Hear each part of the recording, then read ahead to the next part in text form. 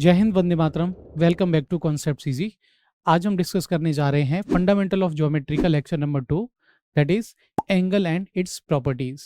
तो चलिए शुरू करते हैं एंगल से। So what is angle? So basically when a line और लाइन सेगमेंट्स और रेज मीट और intersect at a common point, then an angle is form. Means जब कोई लाइन या लाइन सेगमेंट किसी एक पॉइंट पर मिलती हैं तो वहां बनता है एंगल। यहां हमने देखा है एक वर्ड है इंटरसेक्ट। इंटरसेक्ट का मीनिंग है कि जब दो लाइनें एक दूसरे को काटती हुई निकल जाती हैं तो इसे कहा जाता है इंटरसेक्शन। और ये जो लाइनें हैं इनका नाम होता है इंटरसेक्टिंग लाइन। और पॉइंट ओ को है हम कहेंगे पॉइंट ऑफ इंटरसेक्शन, वो पॉइंट जहां पर ये लाइनें एक दूसरे को काट रही हैं। चलिए समझते हैं। यहाँ इस एंगल को दिखाने का एक तरीका होता है X O Y. X O Y के आगे मैंने एंगल का साइन लगा दिया तो इसे हम पढ़ते हैं एंगल एक्स ओ वाई। और यहाँ O Y and O X are arms on side of angle. O X को और ओ वाई को कहा जाता है एंगल के आर्म्स, और ओ का नाम होता है वर्टेक्स ऑफ एंगल। यहाँ ध्यान देने वाली बात यह है कि कुछ केसेस में एंगल को दिखाने के लिए हम सिंपली एक्स ओ वाई में जो सेंटर में हमारा वर्टेक्स है इसके आगे एंगल लगा दिया जाता है। तो इन सम प्लेसेस हम इसे एक्स ओ वाई या एंगल ओ बी लिख सकते हैं। लेकिन ध्यान रखिए ये नोटेशन ज़्यादा ठीक है, क्योंकि इस तरह से जब दो लाइनें एक दूसरे को इंटरसेक्ट करती हैं तो यहाँ हमारे पास बहुत सारे एंगल्स फॉर्म हो रहे हैं। और अगर मैं यहाँ पर लिखूंगा सिर्फ एंगल ओ तो ये क्लियर नहीं है कि मैं किस एंगल की बात कर रहा हूँ। मैं एंगल डी ओ बी की बात कर रहा हूँ या मैं एंगल डी ओ ए की बात कर रहा हूँ। तो कुल मिलाकर यहाँ हमें स्पेसिफिकली इस नोटेशन को यूज करना पड़ेगा। तो मेरी सलाह है कि आप इस नोटेशन को यूज करिए, क्योंकि ये बड़ा ही जनरलाइज नोटेशन है, हर केस में आपके काम आएगा। चलिए आगे बढ़ते हैं। टाइप्स ऑफ एंगल्स में कुछ एंगल्स के बारे में आपने पहले से पढ़ रखा होगा, जैसे कि एक्यूट एंगल। एक्यूट एंगल वो होते हैं जिसमें एंगल 90 डिग्री से कम होता है, जैसे कि यहाँ हम इस एंगल को बोलेंगे एक्यूट एंगल, हिंदी में से कहते हैं न्यून कोण। ऑब्ट्यूस एंगल वो एंगल है जहां पर एंगल 90 डिग्री से ज्यादा होता है। मींस ये जो एंगल है इसे हम कहेंगे ऑब्ट्यूस यानी कि अधिक कोण। राइट एंगल यानी कि समकोण वो है जहां पर एंगल होता है 90 डिग्री। 90 डिग्री को हम दिखाने के लिए कुछ इस तरह से एक हॉरिजॉन्टल और वर्टिकल लाइन को बनाते हैं। इन तीन एंगल्स के अलावा दो और एंगल है जो हमें ध्यान रखने चाहिए, वो है स्ट्रेट एंगल। स्ट्रेट एंगल वो है जहां दोनों लाइन के बीच में एंगल होता है 180 डिग्री का, इसे हम कहेंगे स्ट्रेट एंगल। और रिफ्लेक्स एंगल वो है जहां पर एंगल 180 डिग्री से हो जाता है ज्यादा, तो इसे हम कहेंगे रिफ्लेक्स एंगल। तो कुल मिला के आप एंगल्स को तीन ब्रॉड कैटेगरी में ध्यान रख सकते हो। पहले वो एंगल जो 180 डिग्री से ज्यादा है, दूसरा एंगल जो 180 डिग्री के इक्वल है, और 180 डिग्री से कम। ये तीन एंगल हमारे पास हैं, और वो है acute angle, obtuse angle and right angle. चलिए इनके अलावा पेयर्स ऑफ एंगल से हमारे पास सबसे ज्यादा क्वेश्चंस और प्रॉपर्टीज पढ़ने को मिलती हैं। पेयर्स ऑफ एंगल्स में सबसे पहले आता है कॉम्प्लीमेंट्री एंगल्स। कॉम्प्लीमेंट्री एंगल्स वो एंगल हैं जहां पर दोनों एंगल्स का समीशन आता हो 90 डिग्री। वो एंगल कॉम्प्लीमेंट्री एंगल्स कहलाते हैं जिनका समीशन होगा 90 डिग्री। जैसे कि इस केस में अगर मैं बोलूं ये एंगल है 30 डिग्री और सपोज ये एंगल है 60 डिग्री, तो इन दोनों का समीशन चूंकि 90 डिग्री है तो इन दोनों एंगल्स को, इन पेयर्स को हम बोलेंगे कॉम्प्लीमेंट्री एंगल्स।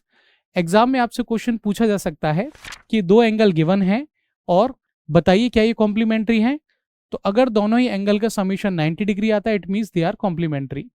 और एक तरीका ये हो सकता है कि वो आपको एक एंगल दे देंगे 30 डिग्री और ये भी दे देंगे कि एंगल कॉम्प्लीमेंट्री है, और आपसे पूछा जाएगा दूसरा एंगल बताइए। तो उस केस में हम क्या करेंगे, 90 degree minus 30 will give us this second angle. Next angle है सप्लीमेंट्री एंगल्स। सप्लीमेंट्री एंगल्स में एंगल का समीशन हो जाता है 180 डिग्री। यानी कि अगर मैं कहता हूं ये एक एंगल है जो कि है 120 डिग्री एंड सपोज यहाँ दूसरा एंगल है जो है 60 डिग्री का, तो इन दोनों का समीशन 180 होता है, तो हम कहेंगे ये दोनों ही एंगल हो जाएंगे सप्लीमेंट्री एंगल्स। नेक्स्ट आता है एडजेसेंट एंगल्स।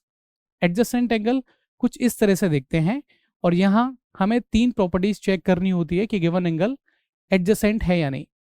तो पहली प्रॉपर्टी है कि दो एंगल्स एडजेसेंट कहलाएंगे अगर उनका कॉमन वर्टेक्स है।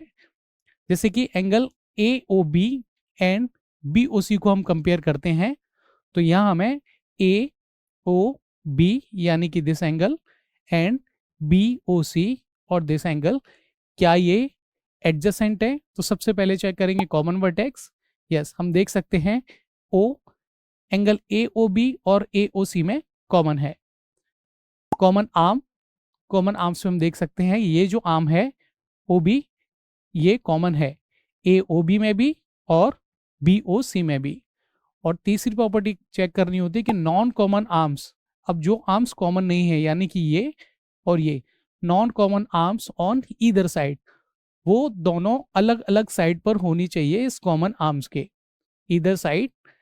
अगर मैं इस चीज को इस एग्जाम्पल के थ्रू समझने की कोशिश करूं तो हम देख सकते हैं in case of angle A O B यानी कि ए ओ बी और angle A O C, A O सी, तो एंगल ए ओ बी और ए ओ सी क्या ये एडजेसेंट है? इसे चेक करने के लिए सबसे पहली प्रॉपर्टी में चेक करूंगा क्या दोनों का वर्टाइसिस सेम है।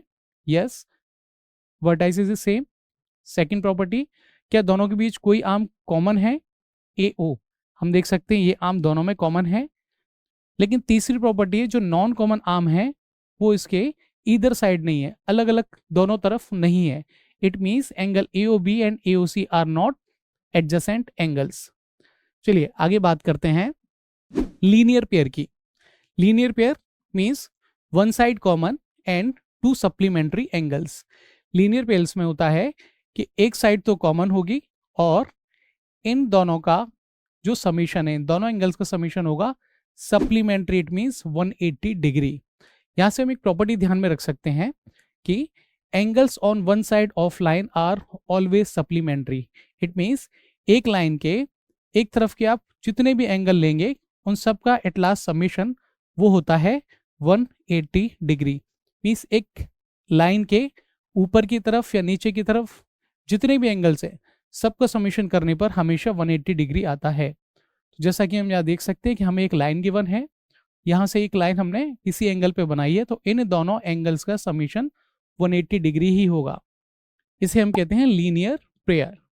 जैसे हम यहाँ देख सकते हैं मेरे पास एक लाइन है ऑरेंज कलर में और एक है येलो कलर में, तो अगर मैं येलो कलर के रेफरेंस में निकालना चाहूँ लीनियर पेयर तो वो होंगे एक ये और एक ये। नीचे की तरफ से फिर से देखूं तो एक यहाँ और यहाँ, तो या तो मैं इन्हें लीनियर पेयर कह सकता हूँ या इन्हें, ये है येलो लाइन के रिस्पेक्ट में। सेम दो और एंगल में निकाल सकता हूँ ऑरेंज लाइन के रिस्पेक्ट में, यानी कि ये और ये, या फिर मैं कह सकता हूँ ये दोनों। तो ये दोनों भी एक लीनियर पेयर है अगर हम बात करें ऑरेंज लाइन की, या एक लीनियर पेयर ये भी है। चलिए थोड़ा और आगे बढ़ें। Vertically opposite angles, vertically opposite angles कहा जाता है जब दो लाइन एक दूसरे को इंटरसेक्ट करती हुई जाती हैं। ध्यान रखिए यह लाइन एक दूसरे को इंटरसेक्ट करेंगी एक कॉमन पॉइंट पर, और वर्टिकली अपोजिट का मीनिंग होगा कि ये एंगल और ये एंगल वर्टिकली अपोजिट है, ठीक वैसे ही जैसे ये एंगल और ये एंगल वर्टिकली अपोजिट है।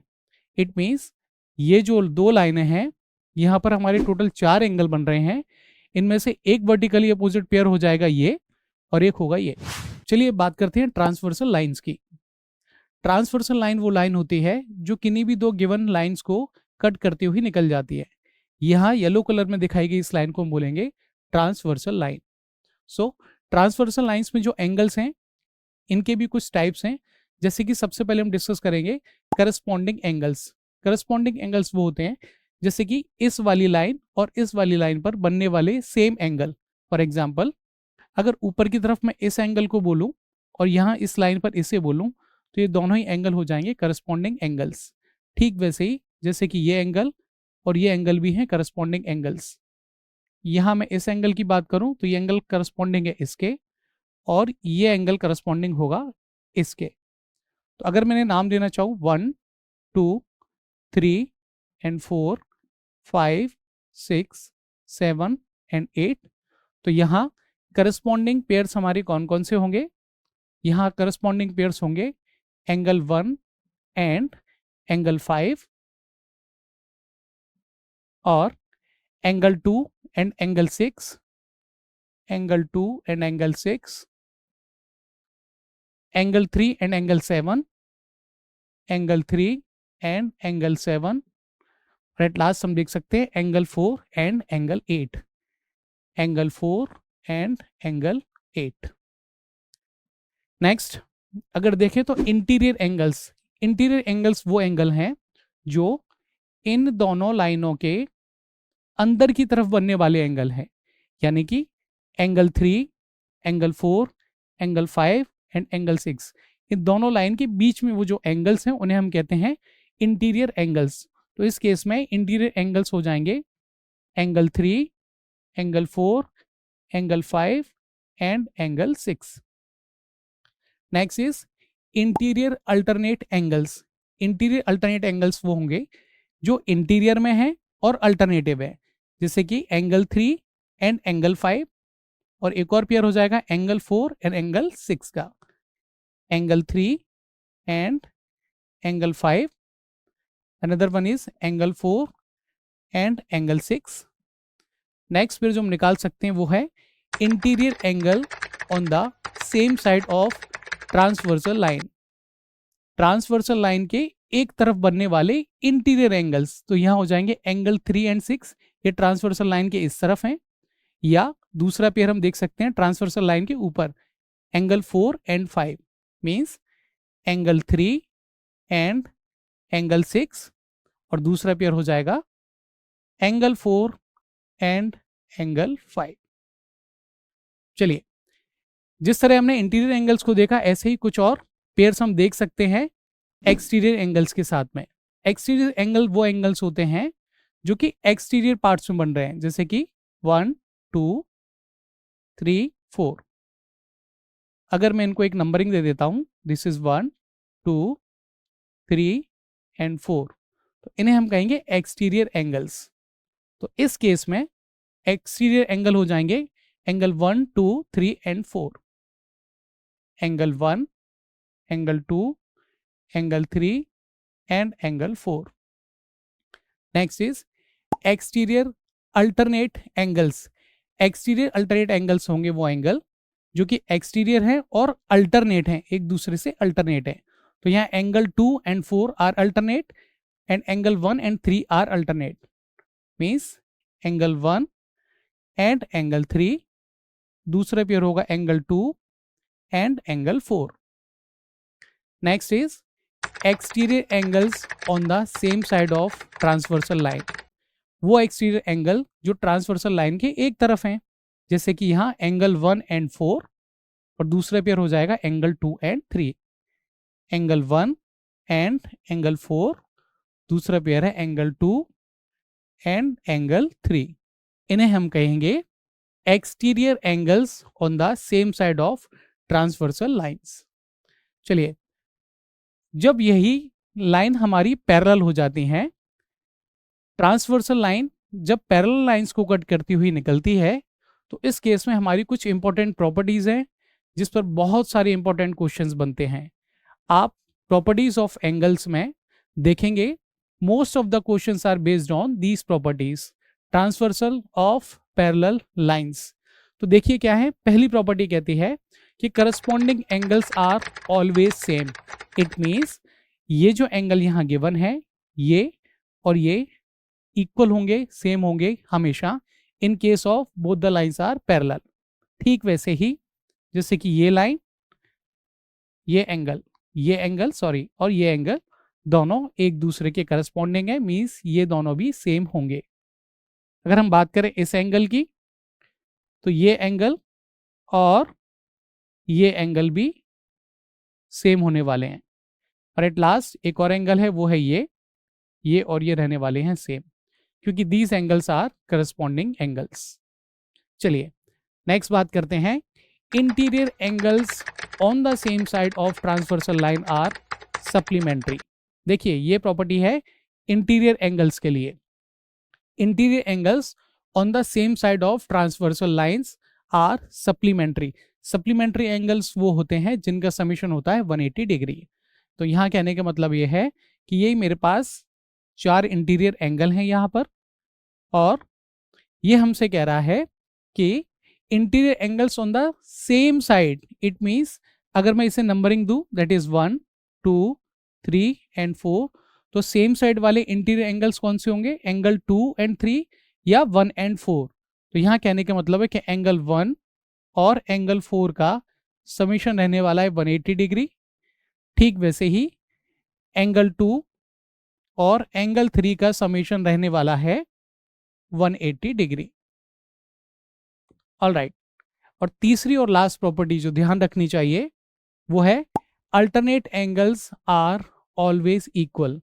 अल्टरनेट एंगल्स आर, यहाँ जो अल्टरनेट है ये इंटीरियर के लिए भी एप्लीकेबल और एक्सटीरियर के लिए भी। जैसे कि ये है अल्टरनेट इंटीरियर एंगल्स, ये और ये, तो ये एंगल्स हमेशा इक्वल होंगे। अगर ये 30 डिग्री है तो ये भी 30 डिग्री होगा, अगर ये 80 डिग्री है तो ये भी 80 डिग्री होगा। Just for example I am saying. ठीक वैसे ही जैसे कि ये एंगल और ये एंगल भी एक दूसरे से इंटीरियर और अल्टरनेट हैं, तो इनकी वैल्यू भी हमेशा सेम रहने वाली है। तो ये कुछ इंपॉर्टेंट प्रॉपर्टीज हैं based on transversal of parallel lines.